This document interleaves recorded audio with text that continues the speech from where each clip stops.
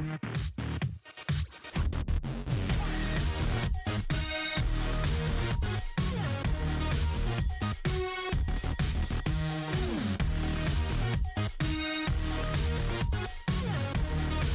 before we move on to the next video, I would just like to say thank you everybody so much for always checking out the videos. If you could, please do me a huge favor, smash that like button and subscribe if you'd like to hear more of my stupid jokes and hear more about smart money and how you can time the markets and look for exactly where to enter and exit, and things that you should be looking for. It should be more widely taught than retail, I believe.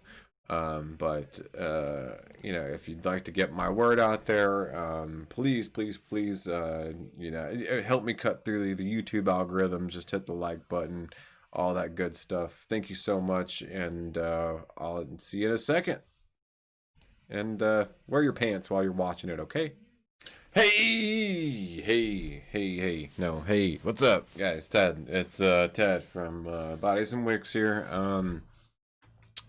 Just wanted to do a little video update. I know I just threw out my video yesterday about urine and how I was absolutely right about that one, and yeah, I was. I mean, there was no ifs, ands, or buts about it. You can't tell me I was wrong. I called that. I saw that a mile away, and yeah, I'm glad I was right. Now we're gonna talk about what happened today in the Forex world. First, I guess I should say, first we're gonna talk about what happened in the Forex world today, and then we'll head on over to crypto after that. So for all you people that just love looking at charts like I do, we're gonna have some really boring fun here on this show today, right? So first, if you have never ever seen any of my videos, I should tell you what I do. I am a boring person. I live under a rock, and I like to eat starfish. No, I'm just a smart money analyst. If you don't know what smart money is, or some people call it institutional trading, based trading with the banks, things like that. So basically what it is, it's the exact opposite of retail. So you got all these people out here who are saying trade at support and resistance, and draw trend lines and make pretty, you know, geographical depictions of all these different things that are happening on the charts, and then, you know, like a triangle, and then once it trades out of the triangle, comes back and touches the triangle, then that's when you trade off of that. And we say screw all of that. That makes no sense whatsoever. That's just mumbo jumbo for people. That's like a dumbed down way of it's just this dumbest way of trading is what it is. And anybody who subscribes to that way of thinking, stop. Just stop, because you're doing yourself a disservice. You're better than this. You can learn a better way of trading. And the better way of trading is the smart money way of trading, the institutionalized way of trading, the way the banks actually trade. There are big banks, big institutions that are in these. All you have to do is Google. It takes a quick Google search, you know, top do one of these and Google, you know, largest players in the Forex market, you know, and it'll pop up, you know, JP Morgan Chase or Deutsche Bank or, you know, Federal Reserve. These people are in the same space that we are, right? They know that you're in this space. They know that you're being taught garbage, and they know how to take your money from you, right? So, you know, they take on certain positions, and you got to find their clues that they leave. You have to just, you know, understand how they operate and trade with them instead of trying to trade against them. And I feel like everybody tries to trade against them. So without further ado, why shall we not head over to a chart, shall we? A fun little chart, shall we? All right, here we go. This is the dollar chart. The dollar chart, you say? What does the dollar chart tell me? Well, I can tell you about a little bit about everything, especially if you trade any kind of dollar pair like I do. I'm exclusively dollar euro, dollar pound. I feel like if you find at least 2 to 3 things that you're really good at, and you trade those 2 or 3, you find the same trade, you find exactly, you know the chart like the back of your hand. Yeah, you know what's happening. You can kind of tell what's going to happen. But if you're just jumping around from chart to chart, and you're trying to figure out what's going to happen, you don't have the full depiction of what has been happening on that chart. So stick to a couple of charts that you know very well, and then go from there, right? So like I say, my to go to are Euro, USD, GBP, USD, USD CAD if I have to go somewhere else, and then maybe odd USD or NZD USD, but usually I don't have to go to those. Those are kind of boring. Euro USD, GBP USD usually have it all. I can usually gain at least a couple hundred pips a day just from those two. And then I also do gold. We'll talk about gold today too, because gold was a good one. So what happened? Let's talk about this. After I did my video from Urn, I wake up early in the morning now because I have to be at work at 6, so I'm up at like 3:30ish. So I'm up and I'm seeing the dollar is right here, right at this basically hitting a support line. And I'm wondering what this is, right? Wondering why is it stuck at this level right here, right? So if we do a little 4-hour research, right, and we go back in time, if I could turn back time, I'd shoot myself in the head. No, just from listening to that song I might, but I find out that it is right at this very low, right? So I have this drawn in a little box here to show you the consolidation period that happened in 2018 when we were in this area, right? So I've kind of drawn out a lot of lines coming out from this area. And we are now down in this area. So it hits this, we're at this low, right? Is where we were at today. And I saw that we were at that low, and I thought, okay, so we're at that low, and what it did is it dipped down into it just ever so slightly, right? So what does that tell me when something like that happens, right? That tells me that it has got into the liquidity pool. Now, what is a liquidity pool? A liquidity pool, see, here's that lows, or this is breaker. I put breaker fail because there were some breakers up here. Don't worry about big breaker fail. But here is those lows, right? That came from that same area.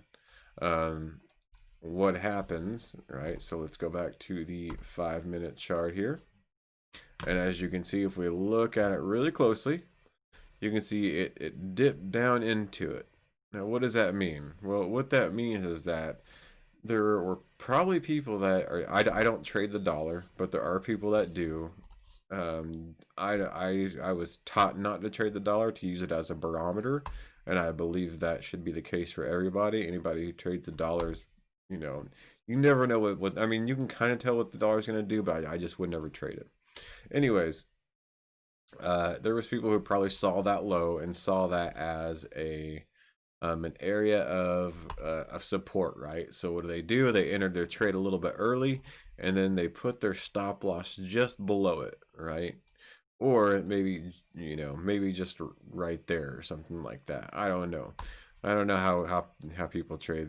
I do know how people trade, but especially with the dollar, more than likely they're probably going to put it, especially since that was kind of a deep dip. People like to get in the trade a little bit early, and they like to put their stop loss right at that bottom, because they think that bottom is an impenetrable force. It is there set by Superman. Nothing can break that line at all. There's going to be nobody can break it, right? That's why it's called support. It is called support for a reason, and that reason is nothing can break it.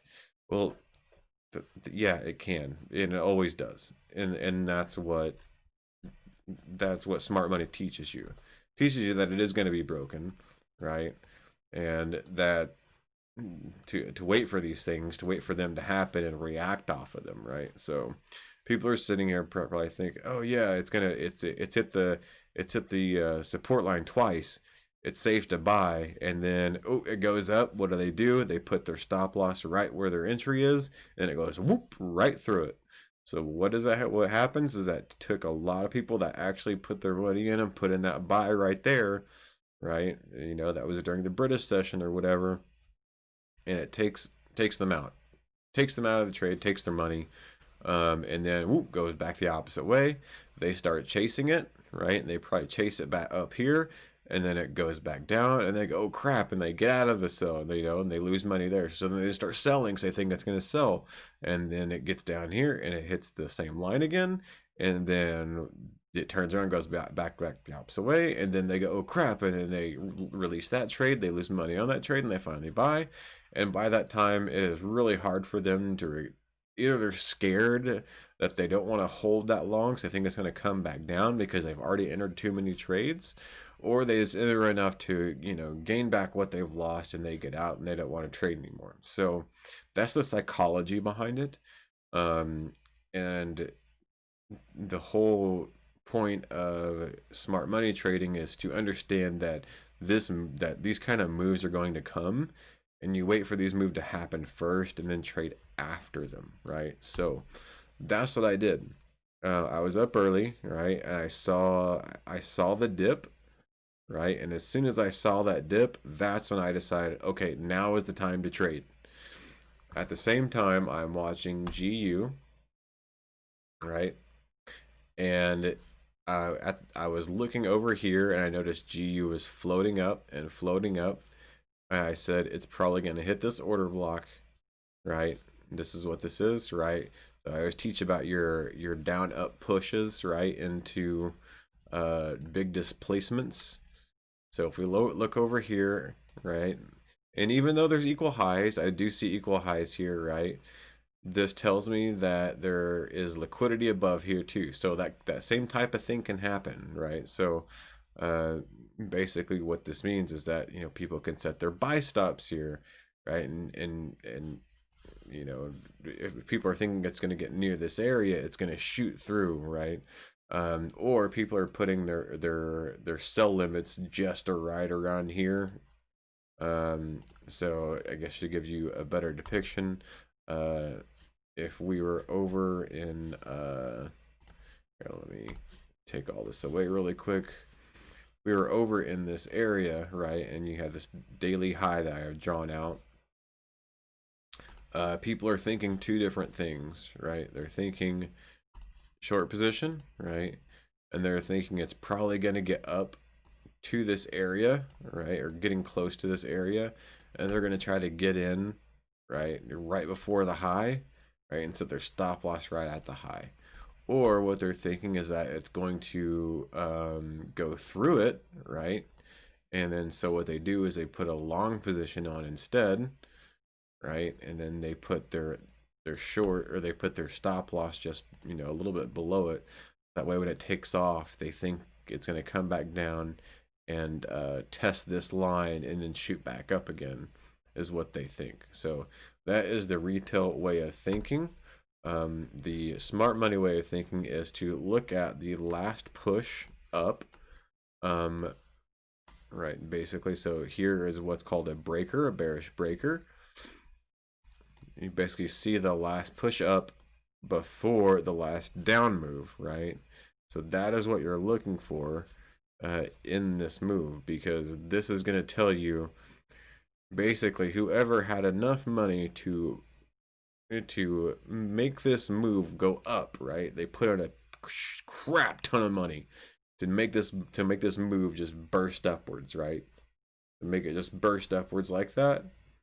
And then they also had enough money, probably about 20 times as much, right? Or at least they had enough money to burst it up enough to get people to go along with them, to start buying with them. and then it gets to that high point, and then all of a sudden they sell everything that they got, and they convince everybody else to sell along with them. So they as they are still in this buy, right, they're in the negative, right, throughout this whole buy, but they also make the money on the sell. So this is kind of how an institution thinks, right? So let me pull this a little bit closer, and I'll kind of depict it for you. So what they do is they enter a long position right here, right? And they have the pocketbook to hold this, right? And they can hold millions and millions. I mean, come on. We all know if Chase Bank has millions and millions of dollars, right? They have the pocketbook to hold this. Or, you know, or if they want to, they can get out right before they sell. But generally, it doesn't happen like that. Generally, however much money they put in shoots it up so fast that shoots it up fast enough that as soon as they sell and it starts going the opposite way, they don't have enough time to get out of the entire trade, so they're still left holding something, right? So what do? They just hold on to it, right? And they hold on to it all the way up until it gets back up to that point. So once it gets back up to that point, then what do? Close the trade, and now they're even. And now they have made all that money on the way down, right? And they didn't lose any money because it came back up to where they initially bought in the first place. That's how smart money works. So I'm seeing this over here, right? The same time the dollar is, you know, at that resistance line, it breaks through that liquidity point and it starts going, you know, upwards. Actually, it starts going upwards, and I'm thinking, okay, so GBP is going to sell then.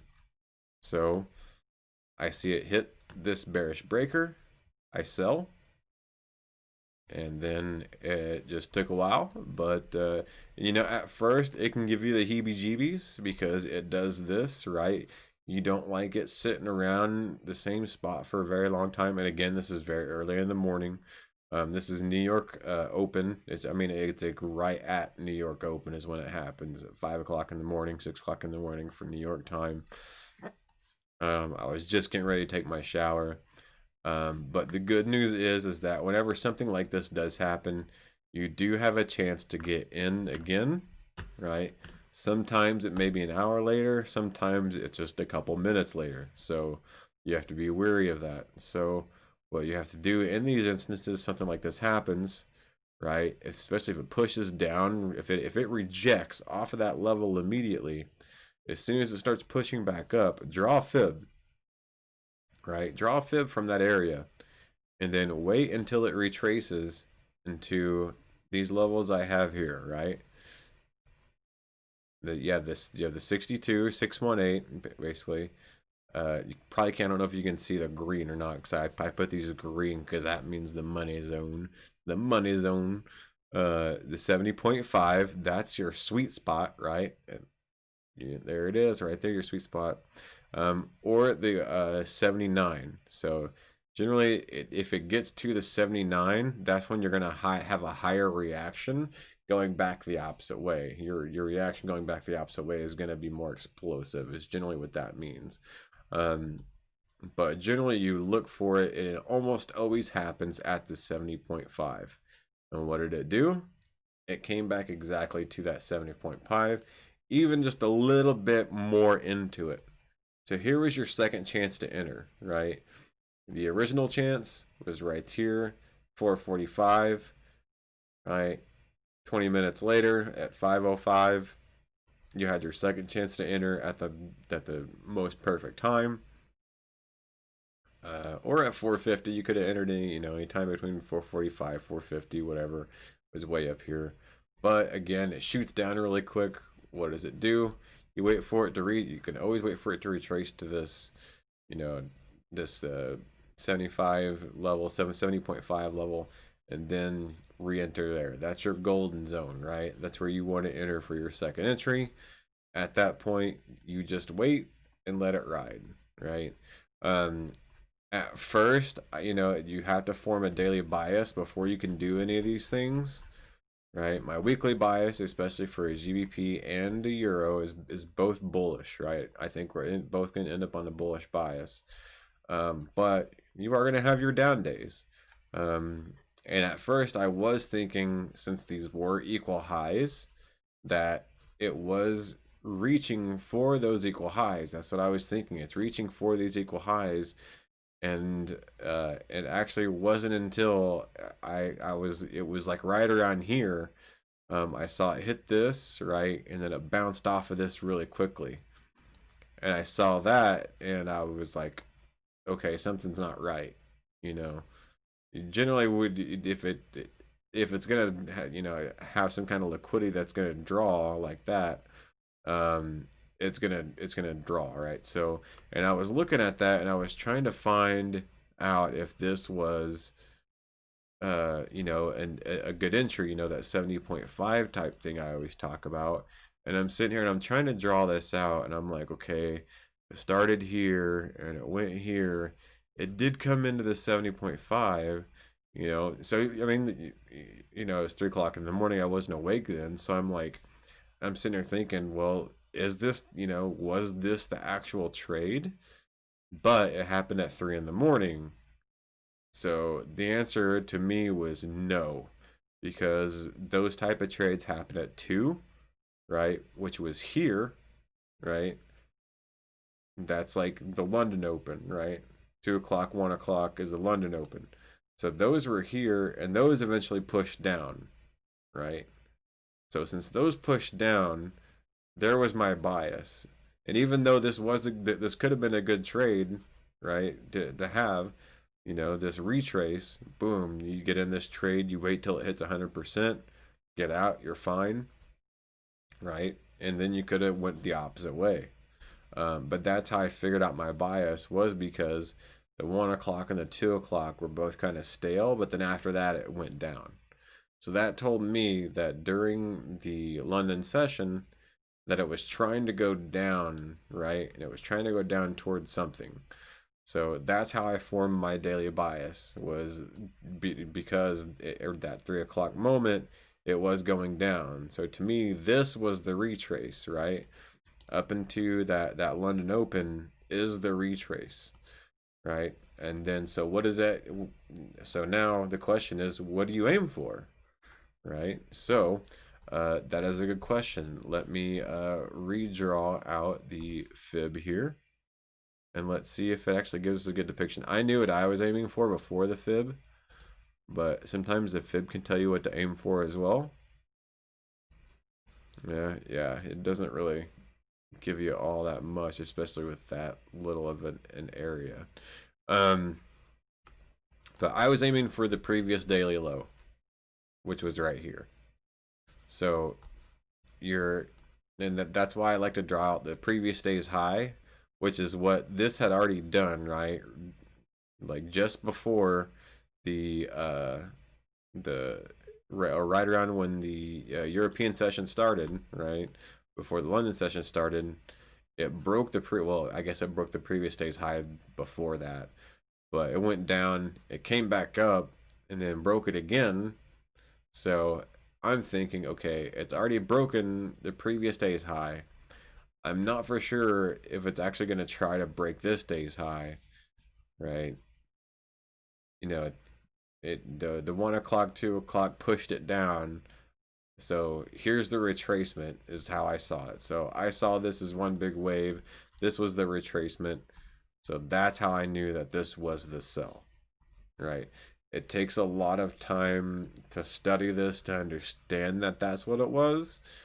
But just to me, is seeing these all the time and knowing what to look for, that's kind of how I knew that it was going to be the sell, that this wasn't going to just float up and this be the actual buy that takes over and gets above this.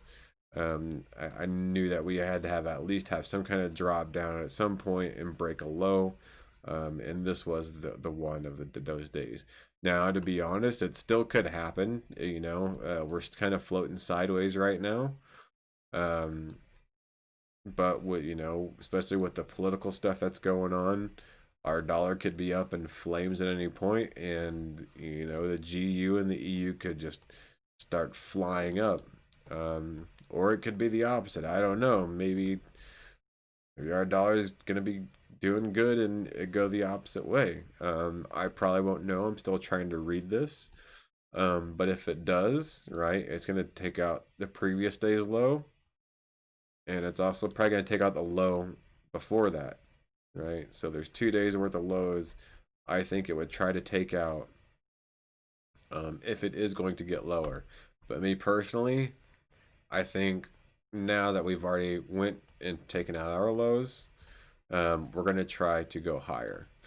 Number two reason why I think that we're going to try to go higher, and we're going to have to wait for a good setup, surprise sometime in between, right around that 5 o'clock in the morning, 6 o'clock in the morning time, wait, or what you do is you wait for the end of the London session and you go the opposite way, right? So that's what happened here. So almost into the London session. Definitely here was the end of the London session, right? 10 o'clock, 8 o'clock it bounces up, comes back down. 10 o'clock into the London session, I bought, and I'm just still holding, right? And I might let go soon depending on what's gonna happen. But this is generally kind of how I play it. You'll go one way, and then at the end of the session you start going the other way. And then I still think we're gonna end up going north on the GU, going into the next session. We'll just have to wait and see how that's going to play out. Now let's head over to the euro. What happened with the euro today? Euro was a tough one to read. It really was. It was a tough one to read. But it had the same kind of things that were going on with GU, in the fact that it had already broken previous day's high, right? I think somehow this got moved because it was right here. I don't know why it's not wanting to be up there.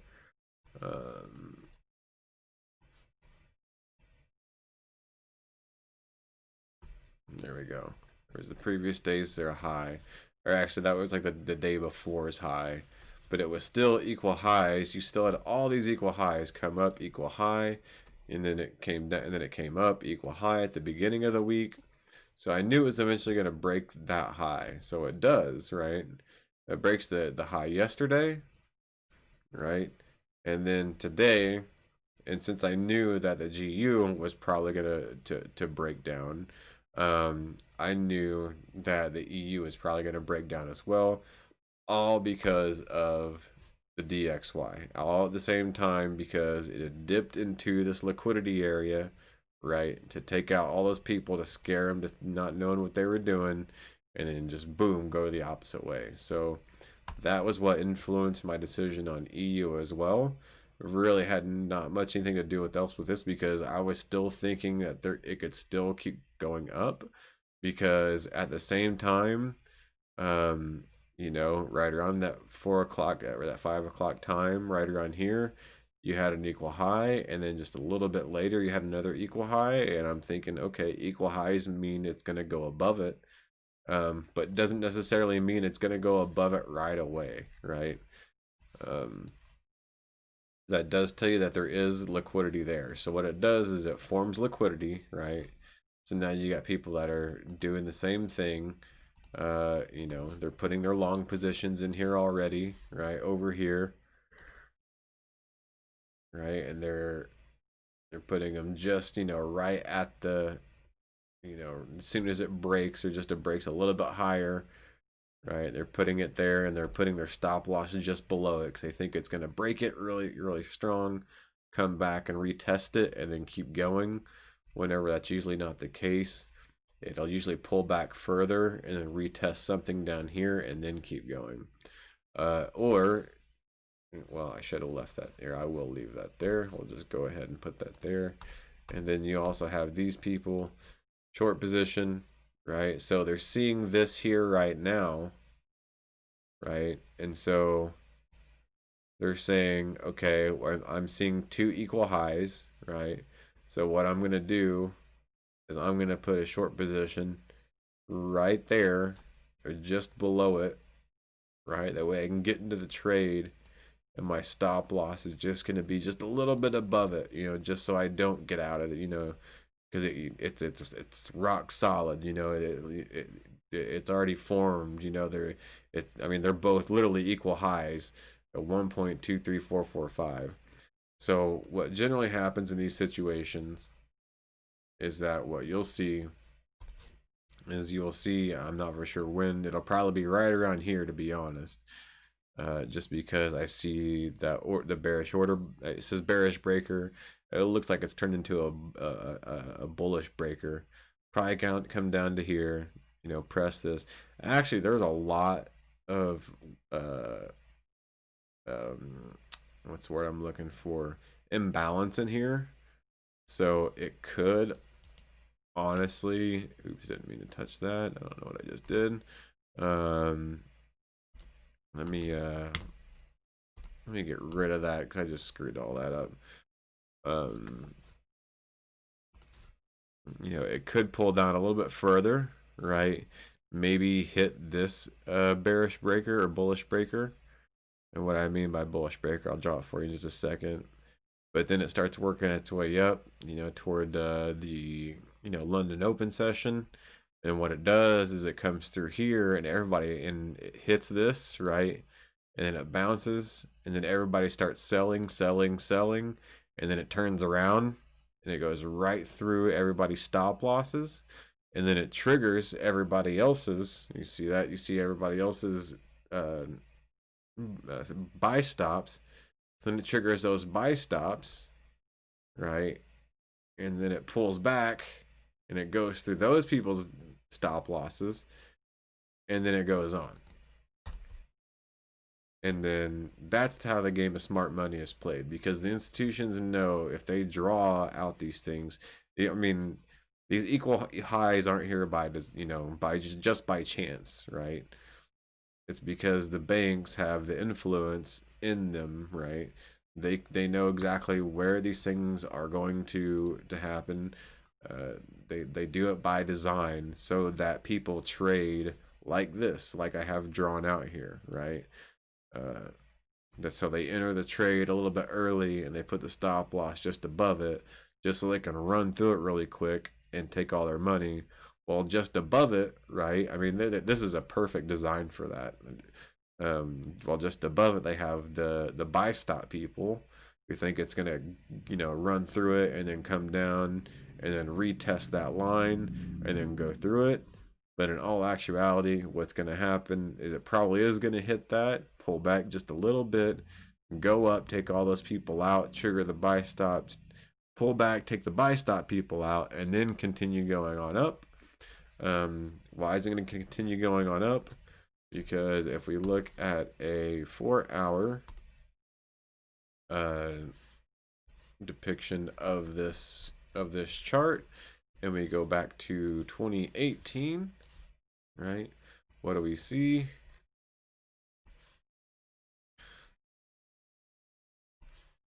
The next thing we have is a set of equal highs. So there is already, see that? Candle 1, candle 2. You already have equal highs right here. So this is already a liquidity draw here. So you already have people that are looking at this going, oh, I'm going to do the same thing that I, just did. They put their short position right here, right? And they put their stop loss just above it. Or you got the same people that do the long position just above it. And then they put their stop loss just below it, right? So then it goes up toward, and so that's why I call it a liquidity draw. So now it's drawing toward that area, right? So if we had this drawn all the way over to the right, it would be doing the same thing. Come up to it, get in there, start selling, make everybody think it's going to sell, and then it turns around and then goes up and then goes through and then comes back down and boom, does the exact same thing. So that's why and that's why you see things like this right here, right? So look, I mean, you can see it right here.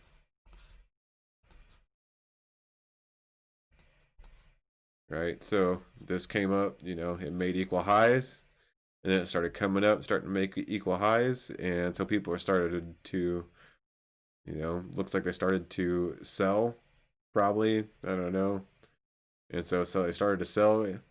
It's as soon as they started to sell, it comes up through it, boom, breaks their stop loss, as well as the people that have their buy stops are up here. Goes through their buy stops, and what does it do? Pulls right back down, and then people start, selling at the same time. Boom, it pulls back up. So this is made by design, right? Made by design, and it's happening right here as well. So that's why I have this listed as a liquidity draw, and all these other highs listed as liquidity draws too. But this one, first and foremost, we're not that far away from it. That's what is probably going to be happening, right? And that happened in 2018.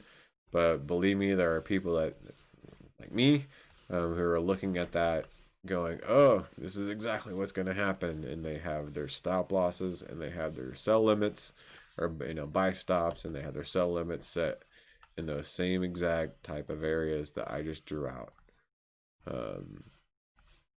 So what do? You learn how to protect yourself against that, and you understand that that's the type of trades that are going to be made, and so you don't make mistakes like that, basically. And that is what is called smart money trading, or institutional trading, or however you want to call it, right? Got to have a bias, and then once you have your bias, then you go from there, and you just got to look at the signs, and here's the signs. You have equal highs, you have equal highs. I mean, this is a perfect opportunity for the chart to do exactly this, right? Come up here, touch it, pull back down, fake everybody else into a sell. As soon as it does that, it runs up into a buy, takes everybody out of their stop losses, triggers the buy stops, right? As soon as it triggers the buy stops, pulls those people back down and takes them out. And then once it takes them out, it takes off and goes up, and it starts heading toward this next liquidity area, to where people then have that same approach, right? So now people have their buy stops set right above it, and their stop losses set right below it, or they have their shorts just right below it, right, and their buy stops is just set just above it. And then what happens again? Boom, boom, boom, boom, boom, something like that. Just so it can take both people out, right? So it looks for those areas. It happens around, that's why I call these liquidity draws liquidity areas, because as soon as people have these, limit order set or buy stop set, that's when money enters the market. When money enters the market, that's what's essentially called liquidity. All right, give me a break for just 1 second. I'll be right back with some crypto. God, I feel like